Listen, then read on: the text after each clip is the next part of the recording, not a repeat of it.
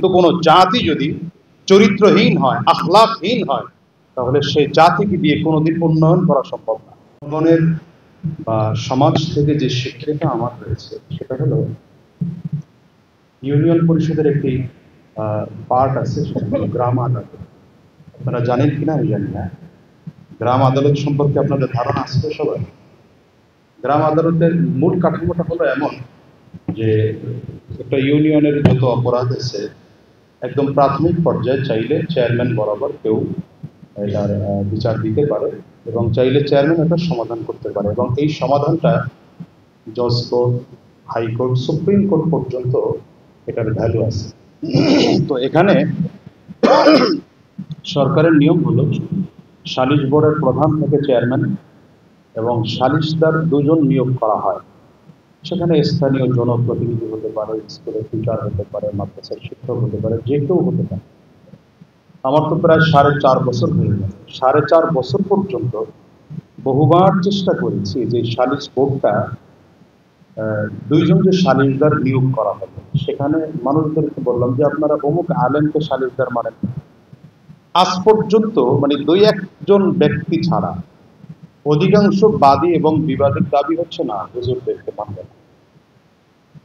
আমার প্রশ্নটা হলো এখানে যে হুজুরকে দিয়া মসজিদে ইমামতি করাতে আমরা খুব স্বাচ্ছন্দ্য বোধ করি, মাদ্রাসার শিক্ষকতা করাতে আমরা স্বাচ্ছন্দ্য বোধ করি, তো হুজুরকে দিয়ে সাধারণ একটা বিচার ব্যবস্থায় ওনাকে দায়িত্ব দেব, এই স্বাচ্ছন্দ্য বোধ করে না পাবলিক। এর মূল কারণ কিন্তু আমরা নিজেরা।